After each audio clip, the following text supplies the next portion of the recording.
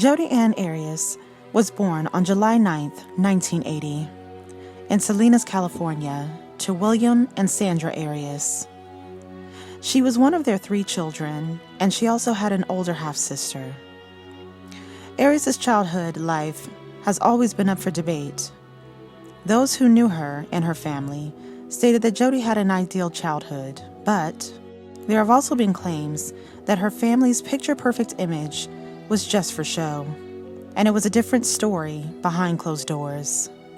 Jodi claimed that she was abused by her parents, and her mother used to carry around a wooden spoon in her purse to place punishment against Jodi at any point, and the abuse got worse as she got older. But there was something that Jodi loved even as a child into her adulthood, and that was photography. She showed interest in photography as young as 10 and continued throughout her childhood into her teenage years, attending Eureka Union High School. She almost made it to graduating high school, but she dropped out at the 11th grade, later getting her GED. She chose to make photography a career and took many part-time jobs as a professional photographer. She also became a server part-time as well, and this is when she met restaurant's food and beverage manager, Daryl Brewer, and they started dating in 2003. And eventually bought a house together. She started another part-time job position with a prepaid legal service company while still being a server. During this time, Jodi's relationship with Brewer started going downhill when she stopped holding up her end of the financial agreement between them, and they ended up going their separate ways in December of 2006. While being a server, she started coming across people of the Mormon Church and started finding interest in the Mormon faith. While attending a company conference for the financial service, she came across salesman and motivational speaker for prepaid legal services, Travis Alexander.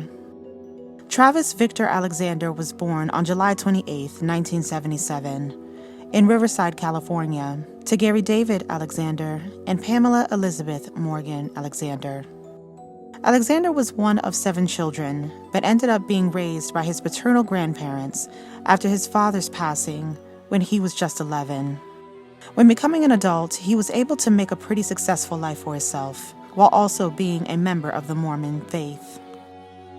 When Arias and Alexander met, they clicked immediately, so much that Alexander invited Arias to the company's formal executive dinner as his guest. By February of that next year, the two were inseparable. They went on many different trips together, including road trips to the Grand Canyon, Niagara Falls, and Canada.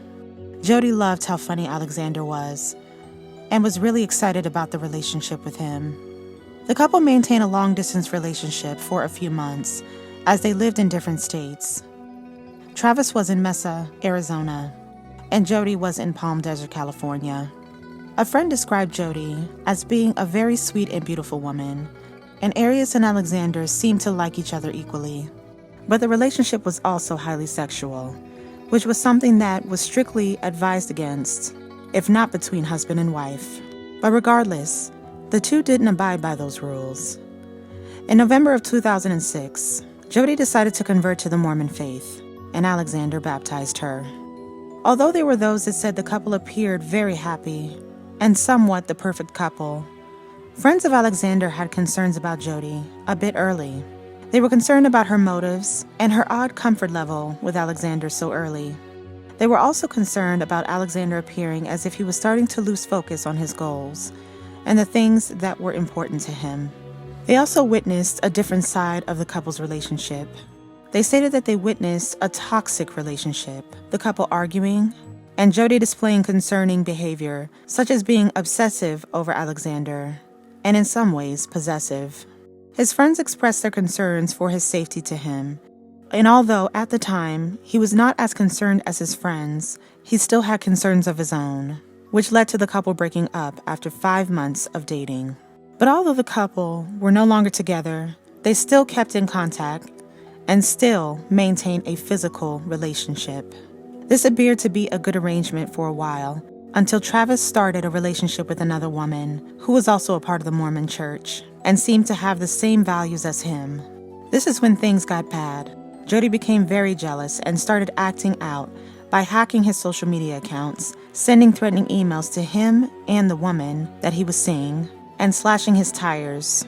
At one point, Alexander told Arias to get out of his life. But despite all of the chaos, the two still had sexual encounters, which would end up being the biggest mistake that Alexander made.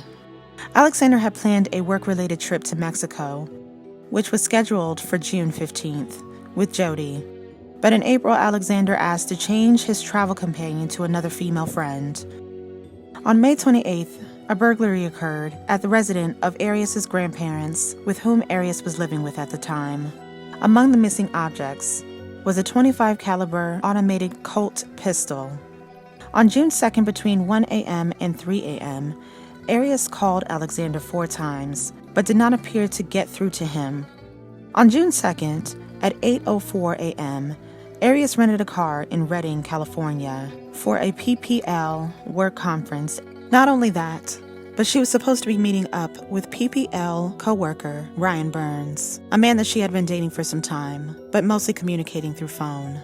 She was supposed to be coming to his home, and he had waited for her for many hours around the time that they had planned, but when trying to get in contact with her, he couldn't reach her. But when finally reaching her, she stated that she had been driving for so long in the dark that she got lost, and at one point decided to take a nap, and slept longer than she had planned. When meeting with Burns, he noticed that Arias had changed her hair from blonde to dark brunette. He also noticed that Arias had small cuts on her hands. Afterwards, Jodi left Salt Lake City and drove towards California.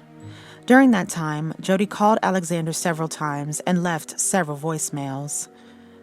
Jodi returned the car to the rental company as normal, but what the rental company found strange was that the floor mats were missing from the car and there were red stains on the floor. On June 9th, a group of Alexander's friends became concerned when they couldn't reach him and hadn't seen him in a couple days.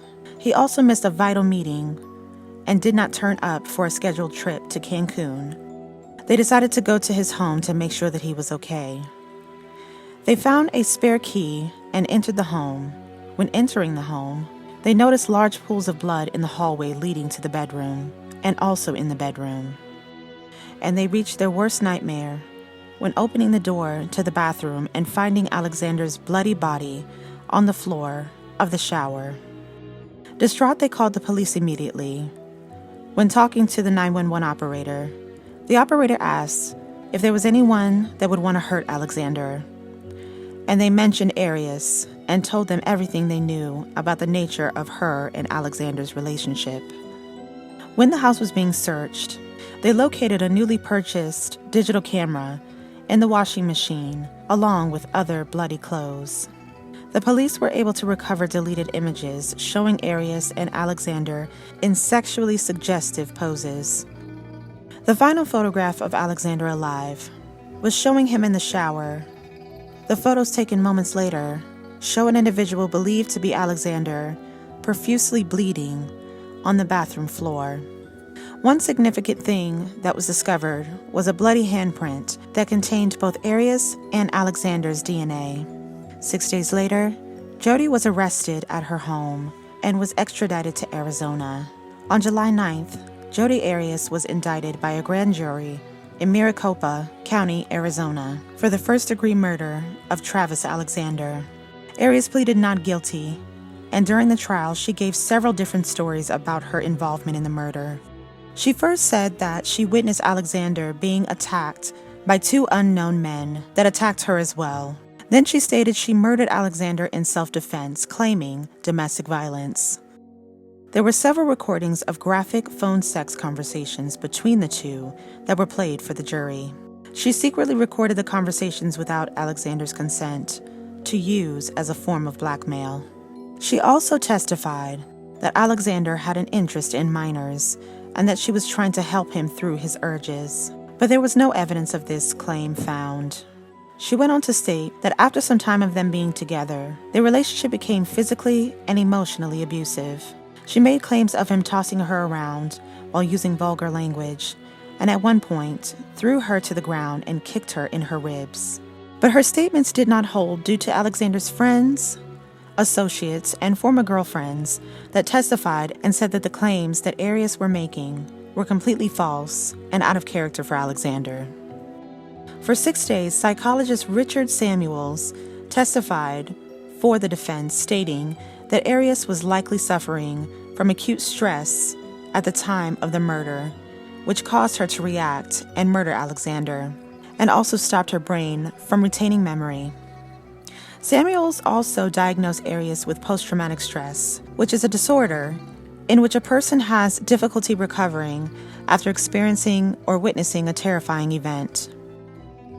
There would be many twists and turns during this trial, and it wouldn't be until May 8th of 2013 that Jodi Arias was sentenced to life in prison without the possibility of parole. Today, she's serving her sentence at the Arizona State Prison.